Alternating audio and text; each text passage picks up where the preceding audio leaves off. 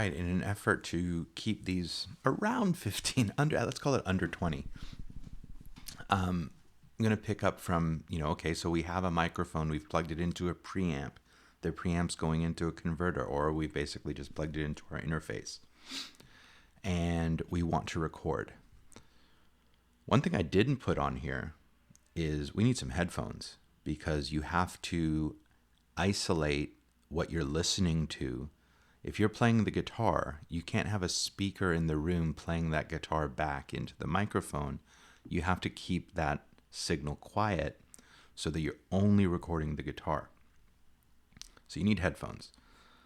One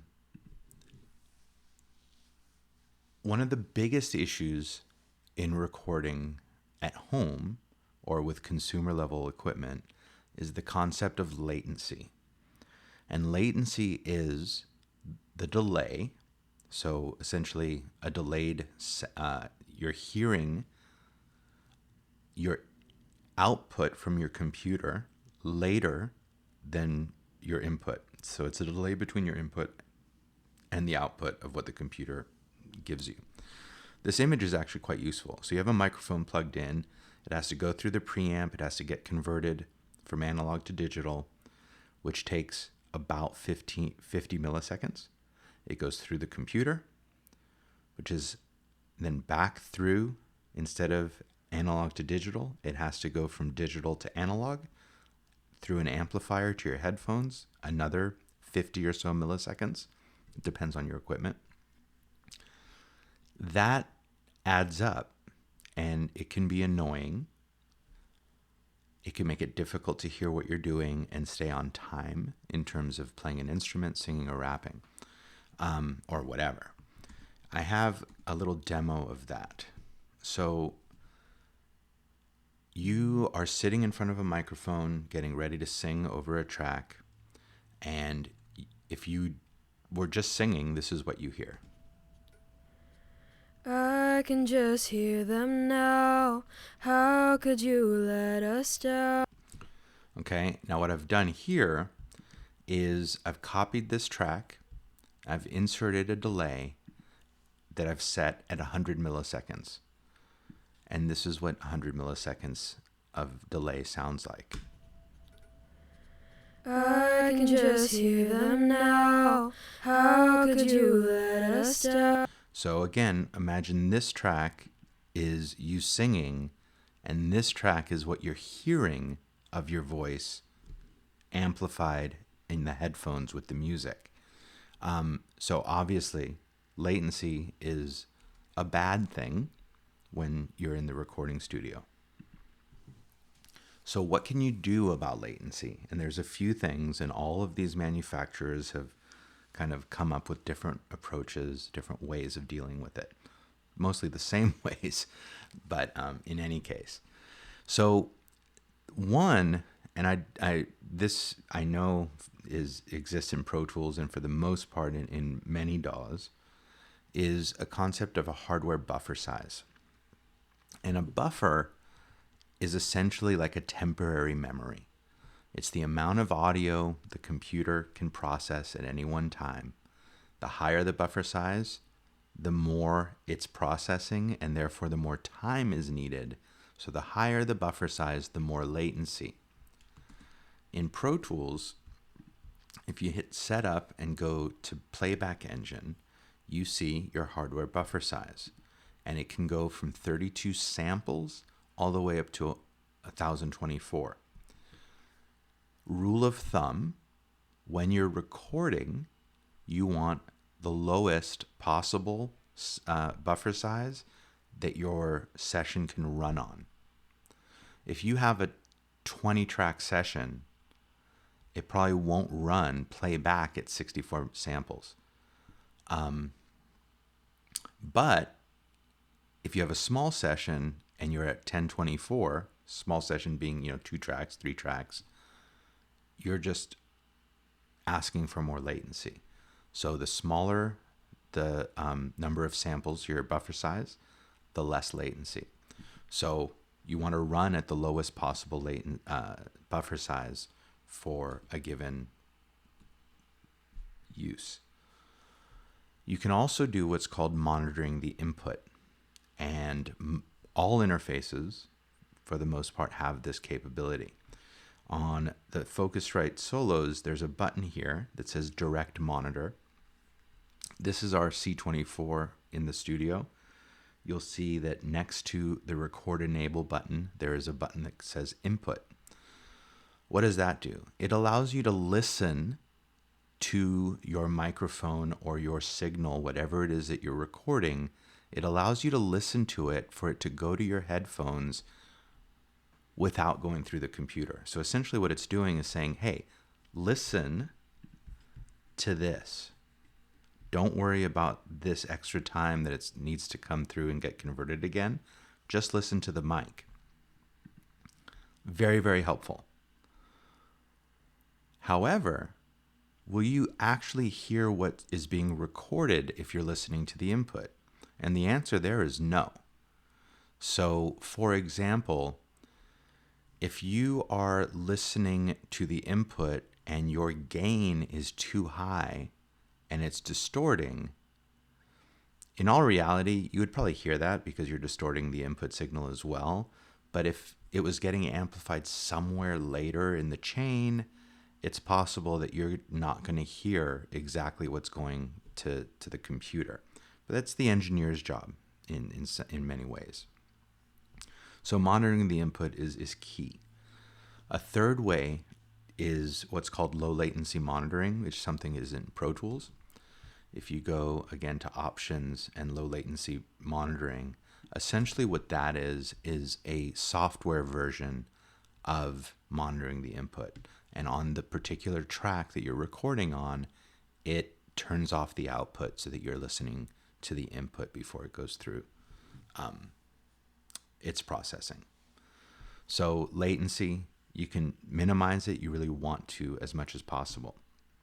Now, jumping up to another older image, in the studio, there's another piece of gear that this thing is plugged into in the computer. It's plugged into a PCI card that is called the HDX card, which I've mentioned before because it handles a lot of the signal processing.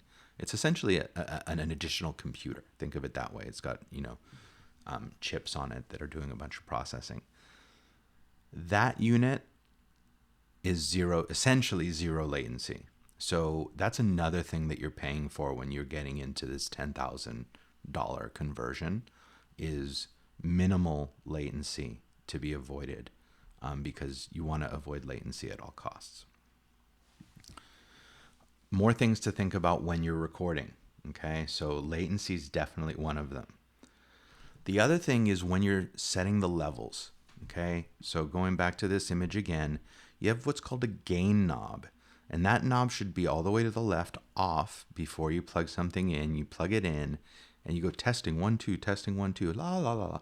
And you raise this up so that you get a decent level in your DAW.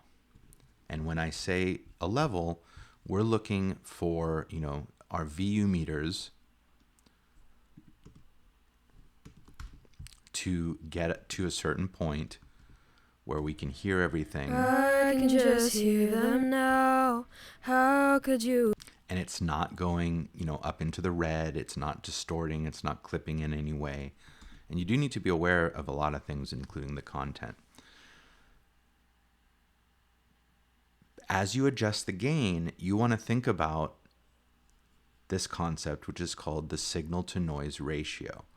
And that is essentially measured in decibels in amplitude, how loud, or the relationship between what you're recording, your signal, whether it's a voice, a guitar, whatever, and the noise floor in the signal path. And that signal path can come in different ways, but let's imagine a microphone. We're in the studio, the air conditioning's on. That is noise. We have windows in our studio, so not real pro on that, but if it's windy, you might hear wind. That's noise. So the louder you can get your signal compared to where the noise is a win. Okay, it's very, very important. So there's actually, some noise in this recording. If we zoom in, and if I zoom up, so this is our signal. This is our singer. I can just. But what is this? That's noise. And you can hear, that's probably the air conditioner because I didn't turn it off. Some movement. Sometimes you can hear the headphones.